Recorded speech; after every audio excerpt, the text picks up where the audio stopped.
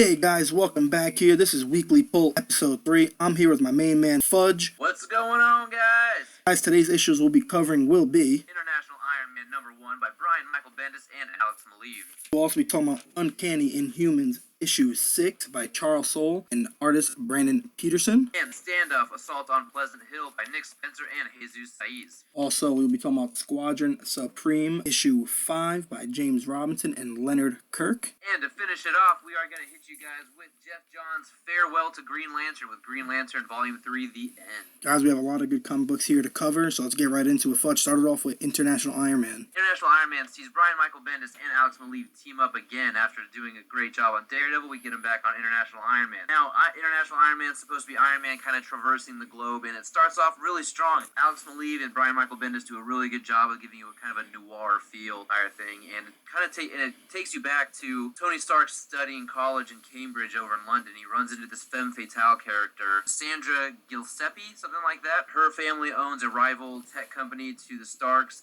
Stuff ensues, and it's bookended in the present. Really great stuff, guys. I really love the banter between the two. Tony Stark is on point. They make him look a little different. He's kind of got the long hair, and I didn't really expect to see that, but it works. But overall, the writing and the art is just on point, and I can't wait to read more from this team. Oh, absolutely. I completely agree. I read the issue as well, and everything Fudge said is spot on. I loved it. Can't wait to get issue 2. But now we're going to step right into Uncanny Humans. After everything that happened with Kang, we are now getting a new story, which is called The Quiet Room, which has to do with Black Bolt kind of having his own, housing for people to go to, kind of bad people, and they're trying to introduce this new, well, how would you say it, Fudge? Like a medicine to... It's kind of a cure to Terrigenesis. Yes, exactly. Thank you. Yeah, not review.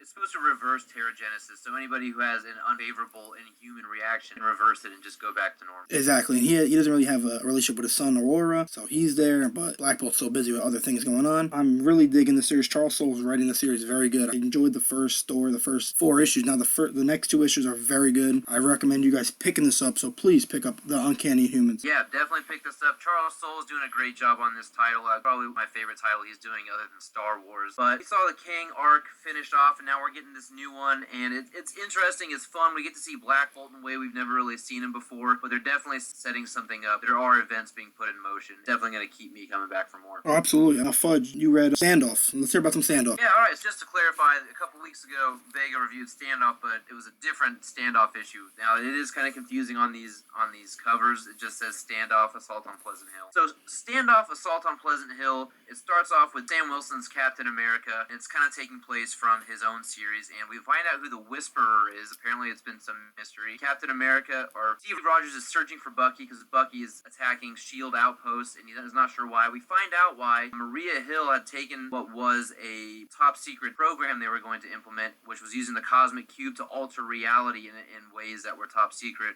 unbeknownst to the public. Now, that program was raised aware to the general public, and it was scrapped, but she kept the program for herself, altering it a little bit, and what happened, find out, is that she kind of made a rehabilitation center for supervillains, but none of the supervillains actually know who they are. Their minds have been altered by fragments of the Cosmic Cube, and it's a very interesting idea. Maria Hill is sort of playing both sides. She's good guy and bad guy. She's really walking that gray area. Now, we always know that this kind of thing never ends well, but it's starting to trudge on those ideas of ideology like we have kind of in Civil War. Well, what do we do with supervillains? Well, obviously, we're not going to kill them, but is it okay to fuck with their minds? It's a really cool issue. I'm really interested in picking up more. The only thing that deters me from this a little bit is the fact that it spans so many other titles. There's so many other crossover titles. So I'm not sure if I'm going to get the full effect of this by not collecting all of them, but I will be collecting the tie-in issues of series that I do like. Awesome. I need to pick that up. Now I'm going to tell you about some Squadron Supreme. I never really knew about Squadron Supreme. I'm really digging the series. It's awesome. This one, they go into the weird world because Thundra wants to defeat the evil overlord because everyone's brainwashed pretty much in there by Dr. Drew. Hyperion gets there. He loses powers. Dr. Spectrum gets there. She just vanishes into thin air.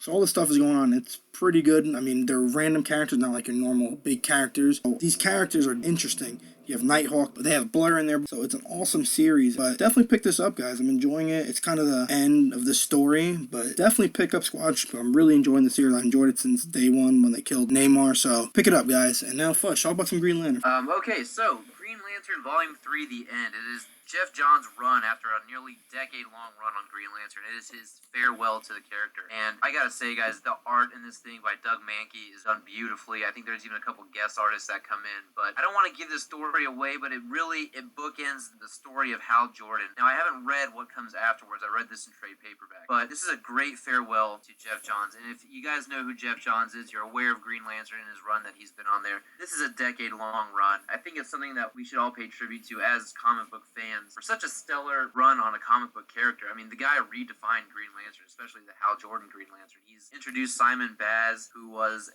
of Middle Eastern descent. He becomes a Green Lantern, but he's also got a gun, so he's kind of an updated version of Green Lantern. Of course, we get all the classics in there: John Stewart, Guy Gardner, Kyle Rayner. We get to see the White Lanterns, the Blue Lanterns, the Star Sapphires, the Red Lanterns. Everybody kind of comes to a head in this, and the villain is the First Lantern. Villains are also kind of the guardians of the universe. It's a great story, and it really starts over the entire Green Lantern saga, but in a very acceptable way. Not in a reboot kind of way, but in a way it's like, okay, this is a new chapter to the universe, a new chapter to the Green Lantern story. It's a great farewell to Hal Jordan, and it's actually got some really good feels moments in there. As a devout reader to Jeff Johns' material, this is something that I truly enjoyed, and I would recommend to any Green Lantern fan and anybody who's even a DC fan who knows of Jeff Johns' work. Definitely a good run. Obviously, it'd be expensive to pick up his whole run, but his new 52 one is a good jumping on. Just want to say thanks, Jeff Johns, and I look forward to see what you do in the future. That's awesome, man. I need to start picking up some Green Lantern comics. Now let's get into it, guys. Let's get into the hero and the villain of the week. Kick it off. All right, so I have to say, there's not a whole lot happened in this issue. Black Bolt has to be my hero of the week. He was throwing down with big guys, and he was doing it with a smile on his face. It was fun to watch. So Black Bolt, hero of the week for me. My hero of the week, guys, is Dr. Spectrum.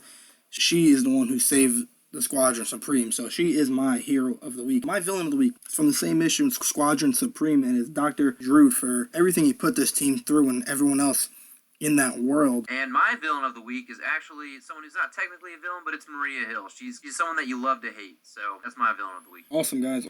Guys, that's it for Weekly Pull, episode 3 this week. Guys, be on the lookout for our Batman vs. Superman spoiler talk this weekend. Hopefully get out to you as fast as possible. Fudge, you got anything else to say? Hey guys, thanks for listening. We really appreciate all the listeners that we're getting.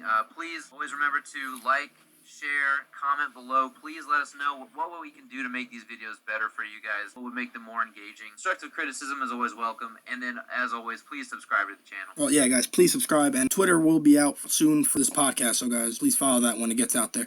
Thank you guys so much. Can't wait for you guys to hear this. Take care, guys.